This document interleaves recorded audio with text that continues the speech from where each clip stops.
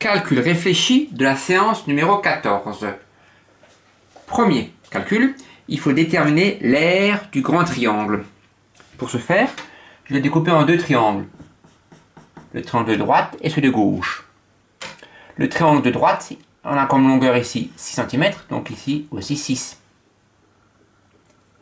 Et donc c'est le même triangle à droite et à gauche. Et donc l'aire du triangle de droite, que je vais appeler A1, c'est la base fois la hauteur divisé par 2. La base, c'est un côté. Ça, c'est la hauteur correspondante. Et divisé par 2. 6 fois 8, ça fait 48. Divisé par 2, 24. Donc l'aire A1, 24. De même, ce côté, l'aire, c'est base fois hauteur divisé par 2. Donc A2, l'aire de gauche, c'est 6 fois 8 divisé par 2. Ça fait aussi 24 cm. Et donc l'aire totale de tout le triangle, c'est l'aire A1 plus l'aire A2. Ça fait donc 24 plus 24 égale 48 cm². Deuxième, calculer 48 fois 7 huitièmes avec une méthode adaptée. Je répète les trois méthodes. Première méthode, multiplier en premier 48 fois 7 et la réponse divisée par 8. 48 fois 7, c'est lui le faire de tête. Et en plus, cette réponse divisée par 8, je n'arrive pas. Deuxième méthode, diviser en premier 48 divisé par 8 et la réponse fois 7. Ça, je peux faire. Parce que 48 divisé par 8, ça fait 6. Parce que 6 fois 8, 48. Et 6 fois 7, ça fait 42. Dernière méthode, calculer la fraction. 7 divisé par 8 fois 48. 7 divisé par 8, ça je ne sais pas faire. Marche pas. Et donc c'est la méthode numéro 2 qui marche, qui s'appelle diviser en premier. Je répète, 48 divisé par 8, ça fait 6. Parce que 6 fois 8, 48. Et 6 fois 7, 42. Un peu difficile. Troisième, il faut convertir. Alors, pour les unités d'air, il ne faut pas oublier que dans une colonne, on a deux.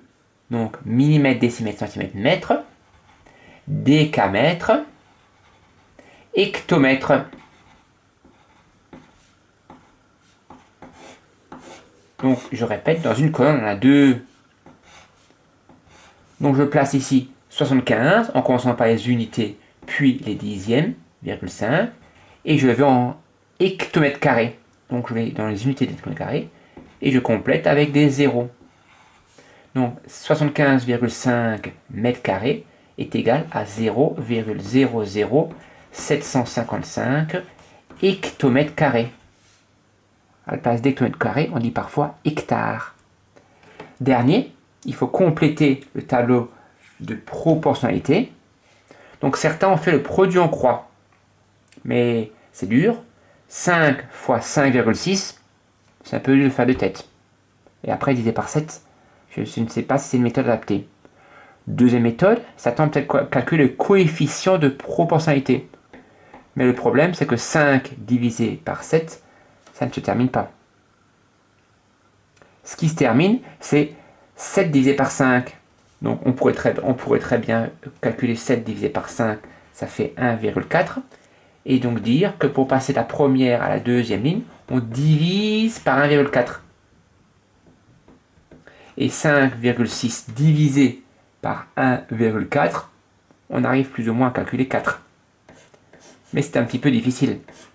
La méthode la plus simple est de chercher pour 56. Et après, pour 5,6, pour passer le 7 à 56, je multiplie par 8. Parce que 8 fois 7, 56. Et après, pour passer de 56 à 5,6, je divise par 10. Et donc, je fais 5 multiplié par 8 qui fait 40. Et 40 divisé par 10 qui fait 4. Voilà.